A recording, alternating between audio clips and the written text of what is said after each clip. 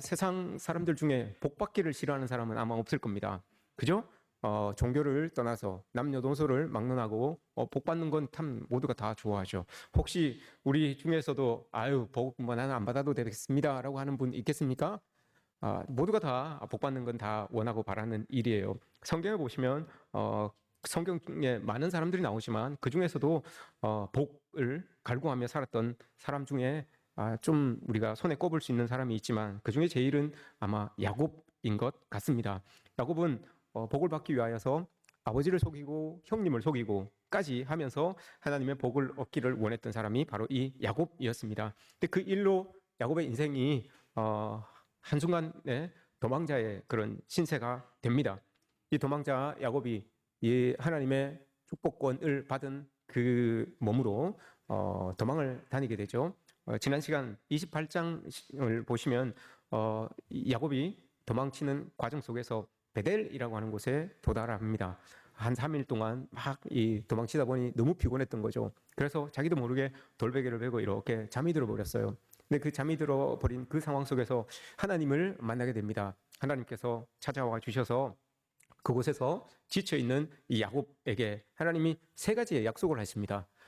먼저는 자기를 밝힙니다. 나는 너희 할아버지의 하나님, 아버지의 하나님도 맞지만 나는 너의 하나님이다. 이걸 이제 하나님께서 밝히십니다. 첫 번째는 이걸 밝히셨던 거고요. 두 번째는 야곱아, 네가 그렇게 복을 갈구하면서 살아가는 사람이지만, 복을 그렇게 찾는 사람이지만 네 자신이 복이라는 걸 왜 모르니? 이건 두 번째로 말씀하시는 거예요. 너 자신이 복이야. 너 그렇게 복을 갈구하면서 살아가지만 네 자신이 복이라는 거 이거 먼저 알아야 되는 건 아니니? 라고 이렇게 두 번째 말씀하십니다. 그리고 세 번째는 그 복, 네가 복인데, 그리고 네가 복을 갈구하지만 그 복이 주어지는 과정이 있는데 하나님이 내 삶의 주인이고 네가 목적어일 때 그 복이 주어지는 거야. 이게 여러분 창세기 28장의 내용입니다. 우리는 우리가 주인이 되어서 복을 얻으려고 막 노력하는데 여러분 하나님 입장에서 봤을 때 내가 주인 되어서 복을 찾아다니는 그 인생에는 복이 여러분 쉽게 오지 않습니다. 하나님께서는 하나님이 주어가 되고 우리 인생의 주어가 되고 우리가 목적어가 될 때 하나님 주시는 그 복을 우리가 받아 누릴 수 있다라고 이렇게 하나님께서 야곱에게 말씀을 해주신 거예요. 그 말씀을 듣고 야곱이 벌떡 일어나서 하나님 앞에 그 약속을 놓치기 싫어서 하나님께 화답을 합니다. 그러세요? 그러면 하나님 좋습니다. 저도 하나님 앞에 약속을 하겠습니다. 하나님이 할아버지의 하나님, 아버지의 하나님이 아니라 나의 하나님이라고 하셨으니 나도 그럼 앞으로 하나님을 나의 하나님으로 섬기겠습니다. 라고 이렇게 이야기를 해요. 그리고 나는 어디에 가든지 나의 하나님을 예배하는 삶을 살겠습니다. 이게 두 번째고요. 세 번째는 좋습니다. 그러면 하나님, 내가 하나님이 주시는 그 복들이 많을 터인데 그 복 받는 것에 11조를 하나님 앞에 드리겠습니다. 그러면 이 11조가 내가 이 재물에 물질의 노예가 되지 않고 하나님을 섬기는 하나님의 것으로 살아가는 사람입니다라고 하는 고백에서 내가 모든 것에 11조를 드리겠습니다라고 이렇게 약속을 해요. 하나님 앞에 이 약속을 하고 나서 돌단을 쌓고 자기는 계속해서 도망의 길을 갑니다. 그래서 결국은 오늘 우리가 읽은 본문은 외삼촌 라반의 집까지 이제 도착하게 된 거죠. 라반에게 딱 도착을 했는데 한 400km, 집에서 떠나서 한 850km를 간 거예요. 850km를 가서 외삼촌 라반의 집에 딱 도착했어요. 가서 딱 보니까 막 어마어마하겠죠. 라반이 그쪽 지역에 좀 유지였으니까 어마어마했을 거예요. 막 눈이 휘둥그레졌을 겁니다. 그런데 더 눈이 휘둥그레진 것은 라반의 딸이 있었어요. 라반의 딸이 둘 있었는데 하나의 이름은 뭐고 하나의 이름은 뭡니까? 하나의 이름은 레아고 하나의 이름은 라헬이었어요. 근데 보니까 레아는 별로 이렇게 눈이 안 갔는데 라헬이라고 하는 그 딸에게 눈이 번쩍 띄인 거예요. 너무너무 예쁜 거예요. 이 젊은 야곱의 입장에서 봤을 때 너무너무 뭐 어떻게 생겨서 예쁜지는 모르겠지만 자기 눈에 예쁜 거잖아요. 그죠? 자기 눈에 예쁜 거잖아요. 내 눈에 예쁜 거지 뭐 어떻게 이게 뭐 클레오파트라처럼 코가 뭐 오똑사고 뭐 쌍꺼풀이 지고 뭐 이건 아니에요. 그죠? 자기가 봤을 때 예쁜 거예요. 우리가 봤을 때는 안 예쁠 수도 있어요. 그러나 너무 예쁘다고 하니까 예쁜 걸로 우리 인정합시다. 예쁜 걸로 우리 쳐주고 너무 예뻐가지고 결혼을 하고 싶었던 거예요. 삼촌, 딸 저에게 주십시오. 그런데 지금 제 형편이 이렇지 않습니까? 제가 결혼을 하려면 여러분 남자가 여자한테 지참금을 줘야 된단 말입니다. 여자도 남자에게 지참금을 가지고 와야 되는데 지참금이 없는 거예요. 그래서 삼촌한테 이야기를 합니다. 삼촌, 내가 저 딸을 나에게 주시면 내가 지참금을 대신하여서 삼촌을 위해서 내가 7년 동안 일해줄게요라고 이렇게 이야기를 합니다. 7년. 근데 학자들에 의하면 여러분 지참금은 한 3년만 일하면 된대요. 한 3년 정도만 일하면 지참금의 양만큼 충분히 일하고도 남음이 있대요. 그런데 얼마나 사랑을 했으면 그 2배나 되는 7년을 제가 일하겠습니다 라고 이렇게 일을 합니다. 열심히 일해서, 오늘 본문이 그거예요. 열심히 일한 거예요. 열심히 사랑하는 사람을 위하여서 열심히 일하죠.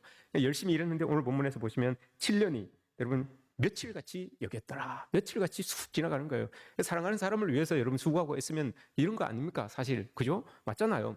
사랑하는 사람을 위하여서 이제 사랑하는 사람이 내가 열심히 일하는 모습을 라헬이 이렇게 지켜보고 있어요. 라헬이 막 맛있는 거 이렇게 만들어 와갖고 이 야곱을 이렇게 불러가지고 야곱 이거 맛있는 거 아빠 주려고 만든 건데 좀 먹어봐라고 하면서 이렇게 아빠한테 걸리면 안 되니까 좀 숨어서 먹어봐 막 이런 것도 있었을 거예요. 야곱이 자려고 누우면 눈에 아른아른거려서 일어나서 창문 밑에 가가지고 돌을 던져가지고 창문을 열어서 얼굴을 보고 가서 확인해보고 잘 있구나. 얼굴을 보고 난 다음에 잠자리에 들고 뭐 이랬을 거예요 아마. 그죠? 우리 다 그랬잖아요. 다 사랑하는 사람들하고 여러분 다 우리 이렇게 지내지 않았습니까? 그래서 7년이 정말 그래서 수일처럼 훅 지나갔어요. 이제 여러분 잔칫날이 되었습니다. 이제 드디어 내가 사랑하는 사람과 결혼하는 그 잔치의 날이 딱 왔어요. 온 사방에서 라반을 축하하기 위하여서 자기 딸이 이제 결혼하는 거니까 라반을 축하하기 위하여서 많은 사람들이 옵니다. 아마 야곱을 아는 사람은 별로 없을 거예요. 그죠? 야곱을 아는 사람은 별로 없을 거예요. 근데 라반을 축하하기 위해서 많은 사람들이 왔겠죠. 이 사람이 이제 내 사위 될 사람입니다 라고 하면서 이렇게 소개를 막 해줬겠죠. 많은 사람들이 와서 그래? 아유 참 사위 참 잘생겼네 멋있네 내 술 한 잔 받을게 라고 하면서 이렇게 이제 술도 한 잔씩 권하고 이렇게 했을 거예요. 여기에서 잔치라고 하는 이 말이 여러분 히브리어로 보면 이게 마시다라는 뜻입니다. 마시다라고 하는 뜻입니다. 그러니 이 잔치에 주시는 그 잔들을 포도주를 아마 한 잔씩 이렇게 다 자기도 기쁘고 즐거운 나머지 그 다 주는 대로 다 마셨을 거예요. 그리고 막 기분도 좋고 술 기운도 있고 이제 이 아내가 기다리고 있는 방에 이제 남편이 이렇게 들어간 거죠. 남편이 이렇게 들어가서 하룻밤을 이제 신혼밤을 지내고 나옵니다. 신혼밤을 지내고 이제 술도 깨고 아침에 동이 탁 오는데 아침 눈을 딱 떠서 봤는데 난리가 났어요. 이 난리가 난 거야. 아니 내가 7년 동안 위에서 일했던 라헬은 어디 간 거 없고 레아 내가 눈길도 주지 않았던 그 7년 동안 눈길도 주지 않았던 콧방귀도 끼지 않았던 레아가 자기 앞에 다소치 이렇게 앉아 있는 거예요. 난리가 났으면 완전 소리 지르면서 깜짝 놀랐겠죠. 그래서 라반을 찾아갑니다. 이 야곱이 문을 팍 차고 나가서 라반을 찾아서 삼촌 하면서 오늘 본문에서도 나와요. 본문에서 뭐라고 이야기합니까? 이 사람이 25절에서 야곱이 아침에 보니 레아라 라반에게 이르되 왜 삼촌이 어찌하여 내게 이같이 행하였나이까? 내가 라헬을 위해서 이렇게 일을 했는데 레아가 내 방에 있으면 이거 어찌 됩니까? 어찌하여서 삼촌 나를 속이십니까? 라고 막 난리를 쳤어요. 사기꾼한테 당하면 얼마나 속이 쓰리겠습니까? 그죠? 야곱도 사기꾼인데 자기보다 더 사기꾼한테 당한 거예요. 그래 조심하십시오, 여러분. 내가 지혜롭다고 생각하면 나보다 더 지혜로운 사람이 분명히 있어요. 그러니 뛰는 놈 위에 나는 놈이 있다는 말이 여러분 괜히 나온 게 아니에요. 분명히 뛰는 놈 위에 나는 놈이 있어요. 야곱도 여러분 자기 인생 속에서 참 누굴 속이기로는 둘째가라면 서러운 사람인데 이 사람이 여러분 라반이라고 하는 사람에게 속아요. 자기도 그러니까 감당이 안 되는 거예요. 자기도 남을 속이는 데는 익숙해졌던 사람인데 누구에게 속는다는 게 이게 용납이 안 되는 거예요. 자기도 내가 속았네. 용납이 안 되는 거예요. 그래서 라반이라고 하는 사람에게 막 쏘아대기 시작합니다. 어떻게 삼촌이 나에게 이렇게 할 수 있어요? 라고 이렇게 이야기를 하죠. 근데 여러분 우리가 이 말씀을 깊이 묵상해야 됩니다. 왜 그런가 하면 지금 야곱이 라반을 향해서 막 뭐라고 하잖아요. 삼촌이 어떻게 나를 속일 수 있습니까? 근데 여러분 이걸 다르게 번역해 놓은 게 있어요. 다르게 번역을 해 놓은 게 있는데 그럼 어떻게 요걸 삼촌이 어찌하여 나를 속일 수 있습니까? 라고 하는 요 말을 여러분 당신이 어찌하여 야곱처럼 행동합니까? 이 말이에요. 자기잖아요. 야곱이 자기잖아요. 그런 상황을 딱 깨달으면서 내가 내 인생이 이랬구나 라는 것을 이 사람이 깨달아요. 내 인생이 이랬구나. 여러분 한번 생각해 보십시오. 아버지가 여러분 눈이 어두워서 잘 보이지 않아요. 근데 축복을 받기 위하여서 아버지에게 이제 들어갔어요. 축복권을 받기 위해서 들어갔어요. 아버지가 이렇게 이야기를 하는데, 야, 목소리는 분명히 저거 야곱인데 네가 에스라고 하네라고 해요. 그래서 가까이 와봐라라고 하면서 이렇게 만져보잖아요. 근데 이 고를 줄 알고 벌써 양털을 가지고, 이 에서는 털이 많은 사람이니까 양털을 가지고 피부를 다 덮었어요. 그러니 아버지가 이런 만져보니까 피부가 에서 피부가 맞네라고 하는 거예요. 근데 또 체취가 있어요. 사람들 고유의 체취가 있어요. 가까이 왔을 때 아버지가 이렇게 냄새를 맡아봤겠죠. 그러니까 이거 애굽에게서 나는 냄새가 맞네라고 했을 거예요. 아마 야곱은 자기 옷을 아마 에서의 옷으로 갈아입었을 거예요. 그래서 그 옷에서 에서의 채취가 나니까 아버지는 눈이 보이지 않으니까 그 냄새로, 그 촉각으로 아들이구나라고 이렇게 인정을 하였던 거예요. 그래서 축복을 내려준 거죠. 라반도 마찬가지예요. 라반도 지금 이 레아를 아무리 여러분 한번 생각해 보십시오. 이 야곱이 술이 챘다고 해서, 술이 그렇게 많이 챘다고 해서 여러분 7년 동안 사랑했던 사람 그 얼굴을 몰라보겠습니까? 그 사람을 못 알아보겠습니까? 그런데 여러분 못 알아보잖아요. 얼굴을 못 알아본 게 아니라 아마 술이 취해서 여러분 그 못 알아볼 수밖에 없었을 거예요. 왜냐? 여러분 학자들은 이렇게 이야기를 합니다. 랍비의 문서에는 이 레아가 그냥 야곱과 합방한 것이 아니라 아버지가 레아를 그 방에 집어넣을 때에 라헬의 옷을 입힌 거예요. 라헬의 옷을 입히고 라헬의 향수를 뿌린 거예요. 그래서 이 야곱이 옛날에 자기와 늘 만나던 그 레아의 이 라헬의 채취가 레아에게서 풍겨났던 거죠. 그래서 내가 사랑했던 사람이 맞구나라고 그렇게 이 하룻밤을 보내게 된 거예요. 근데 눈 떠서 아침에 일어나서 눈으로 확인해 보니까 아니잖아요.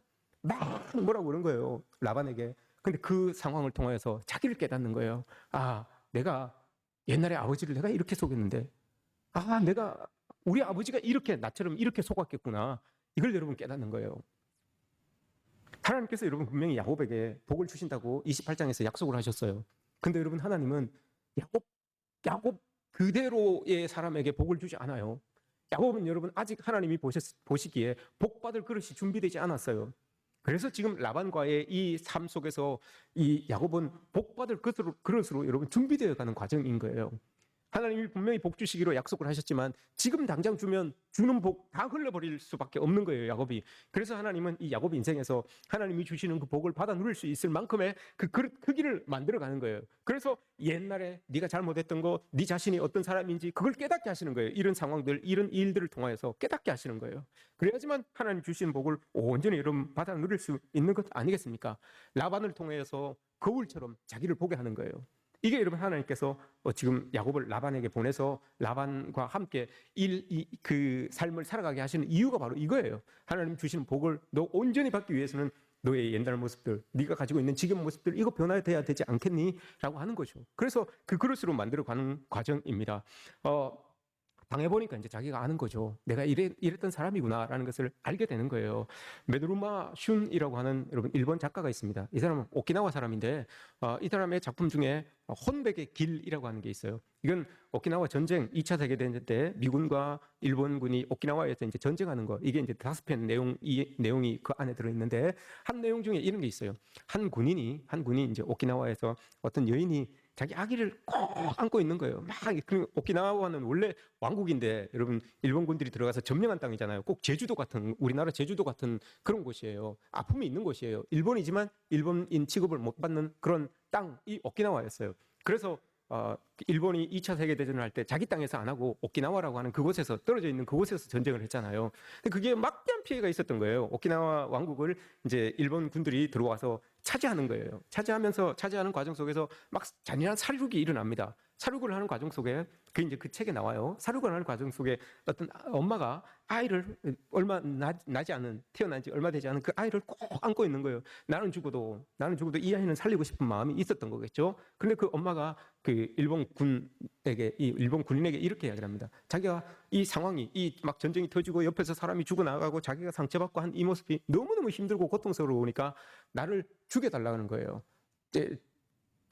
자기는 놔두고 아기가 죽으면 그렇잖아요. 그래서 그걸 안 보기 위하여서 자기를 죽여달라고 합니다. 그런데 이놈의 일본군 병사가 양심의 가책을 지키지 아니하고 그래 뭐 나는 국가의 일을 하는 거니까, 나라의 일을 하는 거니까 자기 죽이는 거에 대하여서 전혀 양심의 가책을 느끼지 않아요. 그래서 훅 죽여버립니다. 그 여인을, 엄마를 훅 죽여버려요.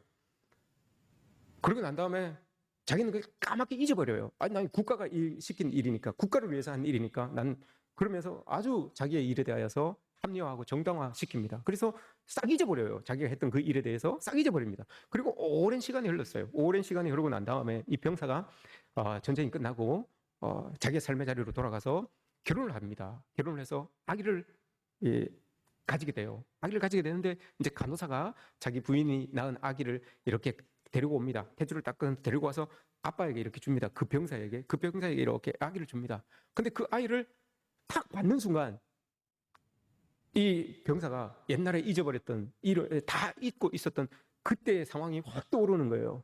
그때 상황이 확 떠오르면서 뭐 어떤 상황이 떠오른가 하면 그 엄마의 마음이 여러분 그대로 전이 되는 거예요. 저 엄마가 아이를 안고서 나를 죽여주십시오. 내가 그렇게 이야기를 했는데 그렇게 말하면서도 자기가 자기 자식을 이렇게 안고 보니까 얼마나 이 엄마가 저 아이를 살리고 싶었을까? 얼마나 저 아이가 걱정됐을까? 얼마나 저 아이를 위하여서 엄마가 해주고 싶은 뭔가가 있을 텐데 그걸 못 해주는 안타까움이 막 자기가 자기 아들을 안고 있으니까 그게 다 느껴지는 거예요. 잊고 있었던 그 모습이었는데 그게 다 느껴지는 거예요. 그래서 대성통곡을 합니다. 그 모습이 이렇게 나와요.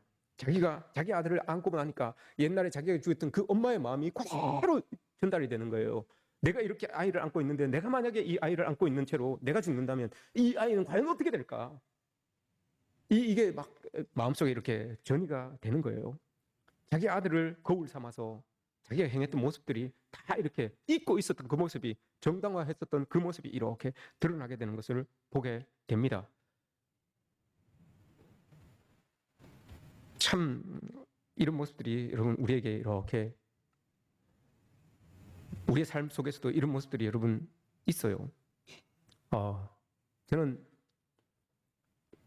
땀이 잘 안 나는 스타일이에요. 저는 땀이 잘 안 나는 스타일인데 요즘 이제 좀 땀이 나는데 땀이 나도 발냄새가 잘 안 나요. 저는 발냄새가 잘 안 나요. 땀이 나도 이 목회자가 여러분 또 발냄새가 심하면 이것도 덕이 안 돼요. 신방 갔는데 그죠? 신방 갔는데 목사님이 신발을 딱 벗었는데 발꼬랑내가 팍 나면 이건 난감한 거예요. 목사님도 난감하고 신방 받는 분들도 난감하고. 근데 참 다행스러운 건 제가 땀이 나도 저는 발에서 냄새가 안 나요. 이게 참 하나님의 은혜죠. 냄새가 안 나요. 근데 한 날은 오늘처럼 이렇게 비가 조금 이렇게 온 날이에요.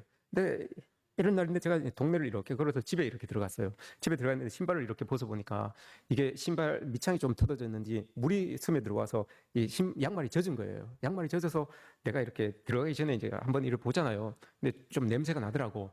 발에서 난 냄새가 아니고 뭐 이렇게 하여튼 이렇게 저를 변명하는 것이 아니라 이래저래 섞여서 냄새가 나요. 그래서 냄새가 나더라고. 그래서 집에 들어가서 문을 빨리 들어가서 이제 그 욕실 가서 양말 벗어야 되겠다 싶어서 쑥 들어갔는데 우리 아들들이 아빠 발냄새 그러는 거예요. 근데 순간 그게 딱 끝난 게 아니라 그럼 제가 머릿속에 뭔가 팍 지나가는 거예요. 제가 한 40년 전에 그러니까 제가 초등학생 때였죠. 제가 초등학생 때인데 저희 아버지가 그 이후로 이제 아버지 부모님과 저는 이제 떨어져 지냈으니까 그 전에 함께 계실 때 아버지가 광부로 일하셨어요. 광산에서 일을 하셨는데 그 광산에서 일을 하시고 집에 돌아오시면 뭐 콧속도 시커멓고 뭐 다 시커멓잖아요. 그리고 돌아오시면 이제 작업복을 이렇게 벗으시고 하시잖아요. 그날은 유난스럽게 이제 그때는 장화는 아닌데 또 단화는 아닌데 반 정도 되는 그런 장화 같은 걸 작업화를 신고 다니셨어요. 신고 다니셨는데 집에 들어오셔서 신발을 딱 벗었는데 그 냄새가 팍 나는 거예요. 그게 싫었던 거예요. 그 꼬릭내가 싫었던 거예요. 근데 우리 지 자식한테 그 소리를 듣고 나니까 아버지의 마음이 딱 느껴지는 거예요. 그러면서 저 아버지의 저 발냄새가 나를 위하여서 흘렸던 그 땀 냄새인데, 나를 위하여 수고하였던 그 수고의 냄새인데, 나를 위하여서 고생하셨던 그 고생의 냄새인데 라고 하는 마음이 드는 거예요. 여러분, 인간은 왜 이렇게 철이 늦게 들까요? 그때 철이 들었으면 좀 발이라도 이렇게 닦아드리고 이렇게 했을 텐데 지나가고 난 다음에 함께 하지도 못하는 이제서야 여러분 철이 들어서 그게 기억이 나요. 그 기억이 나면서 참 마음이 아파요. 이 자식들아.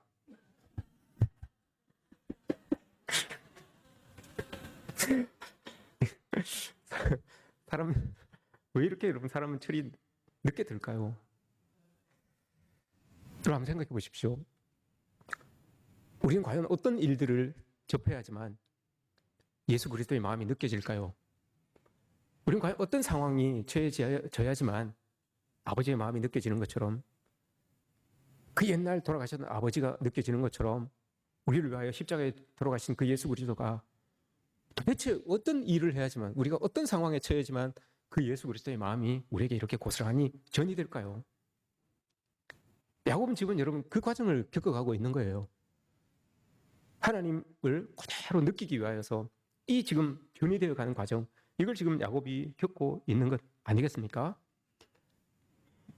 자신의 연약함을 지금 대하고 있는 거예요. 라반을 통하여서 내가 이런 연약함이 있었구나.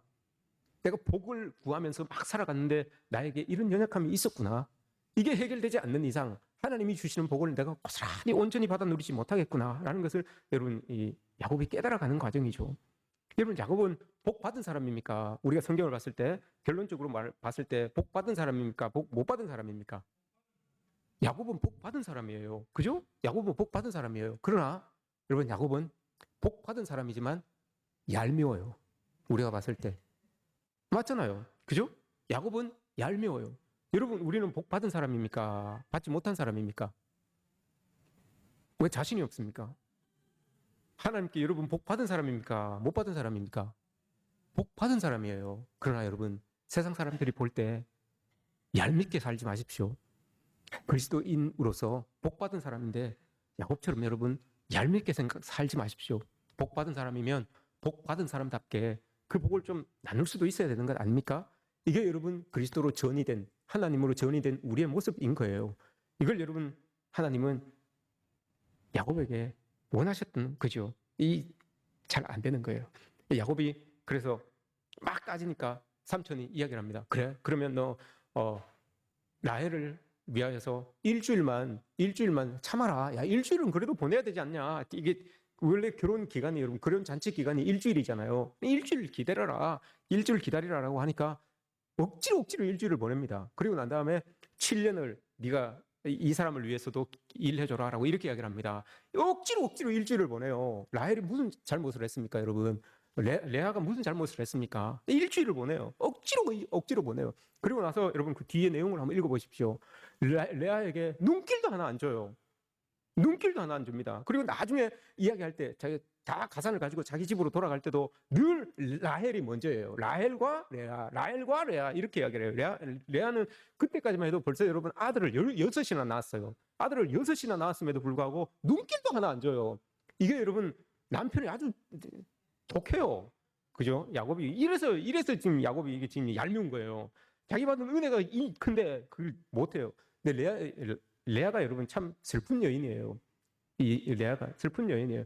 자기가 원하지도 않았는데 아버지로 인하여서 그렇게 됩니다.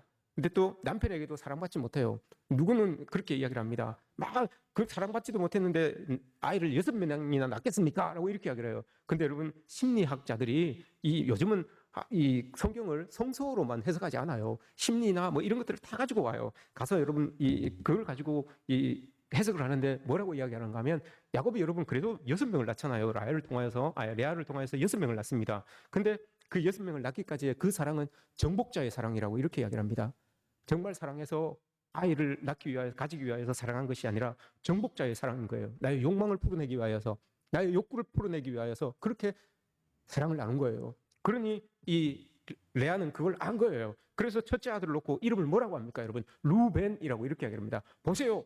당신이 그렇게 원하였던 아들입니다. 보세요! 라고 하면서 이렇게 이야기를 하는 거예요. 그러면 남편의 마음을 살 수 있을까 봐 그렇게 이야기를 하는 거예요. 그런데도 안 봐요. 둘째는 시므온입니다. 시므온. 우리 하나님께서 주신 이 둘째 아들을 한번 보세요. 라고 하면서 이야기를 합니다. 둘째 아들을 딱 내밀어요. 근데 내 소리를 한번 들어보세요. 이 아이의 울음소리를 들어보세요. 울음차지 않습니까? 들어보세요. 라고 이렇게 해요. 근데 남편이 쳐다보지 않습니다. 셋째 아들을 낳아요. 레위라고 하는 아이들을 낳아요. 이건 연합함이에요. 이제 우리 연합할 때도 되지 않았습니까? 우리 이렇게 시간이 벌써 5년, 6년이 지났는데 우리 연합할 때도 되지 않았습니까? 라고 하는데도 안 쳐다봐요. 그리고 나서 여러분 넷째 아들을 낳습니다. 넷째 아들이 유다예요. 유다.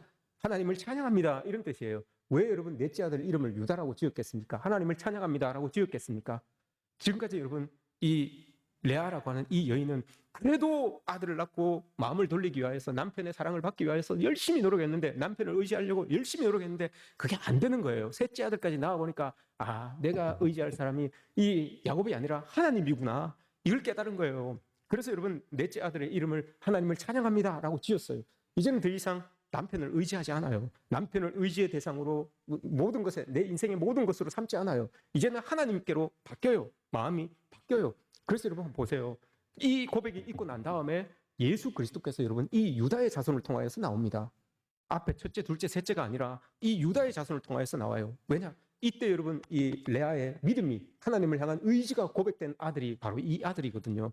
그래서 여러분 하나님은 이런 믿음을 보시고 우리에게 복을 주시는 거예요. 야곱에게도 이런 복을 주셨잖아요. 레아는 여러분 참 슬퍼요. 레아는 아버지에게도 버림받고 남편에게도 버림받아요. 그때 당시만 해도 여러분 남편이 아버지가 여인들의 모든 거였는데, 모든 안전장치였는데, 아버지도 자기 딸을 버리고 남편도 자기 아내를 사랑하지 않아요. 그럼 여러분 버림받은 여인과 마찬가지예요. 뭐라고 합니까? 아버지가 그리고 일주일 채워야 되지 않겠냐? 일주일 채우고 7년 동안 네가 뭐 저 사람 위해서 일하든지 말든지 그렇게 해. 그럼 내가 제 딸까지 줄게 라고 이렇게 해요. 여러분 레아가 여러분 1+1이에요. 라헬 주고 난 다음에 1+1으로 레아를 준 거예요. 참 슬픈 여인이에요. 떨이 인생이에요 여러분 레아는.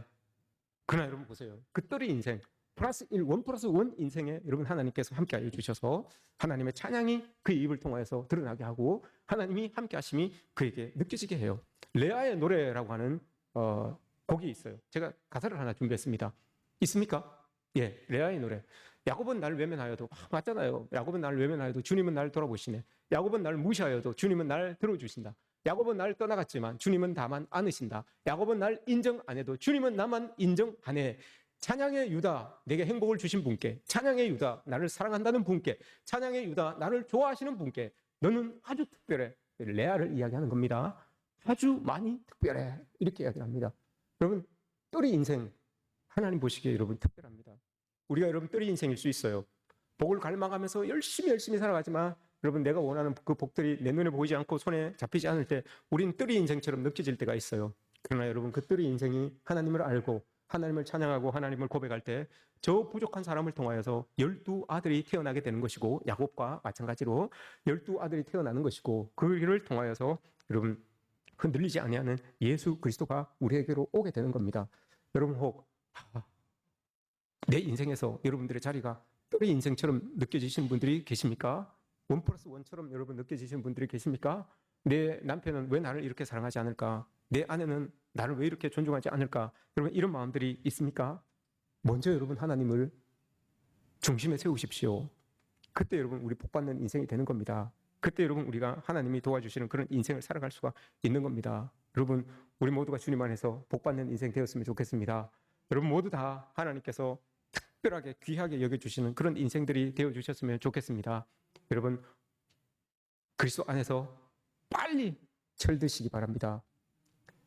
야곱이 여러분 죽을 때 되니까 철이 들어요. 창세기 49장에서 이렇게 이야기를 합니다. 아들들을 다 모아놓고 유언을 합니다. 뭐라고 유언합니까? 얘들아, 이제 내가 죽을 때가 됐는데 부탁이 있다. 니들 엄마 레아가 저 막벨라 굴에 묻혀있다. 엄마 옆에 나를 묻어줘라 라고 이렇게 이야기합니다. 죽을 때 되니까 철이 들어요. 한 번 눈길 한 번 주지 않던 사람이, 라헬은 저 베들레헴 저쪽에 묻혀있거든요. 근데 레아는 막벨라 굴에 묻혀있어요. 마지막에 그걸 언급합니다. 얘들아, 니들 엄마가 저기 막벨라 굴에 묻혀있어. 나를 니들 엄마 곁에 묻어줘 라고 이렇게 이야기를 합니다. 죽을 때 되니까 철이 들어요. 참 우리 그리스도인들이 여러분 빨리 철이 들면 하나님 준비하신 그 복들을 많이 받아 누릴 텐데, 그죠? 그랬으면 좋겠어요. 여러분 모두가, 저도 포함해서 빨리 그리스도 안에서 철들어서 주님께서 주시는 그 은혜를 마음껏 받아 누렸으면 좋겠습니다. 야곱처럼 여러분 얄미운 복 받은 자가 아니라 정말 하나님의 복을 넉넉하게 받아서 넉넉하게 베풀어 줄 수 있는 그런 하나님의 백성들이 다 됐으면 좋겠습니다. 여러분 모두가 그렇게 되시기를 주님의 이름으로 축복합니다.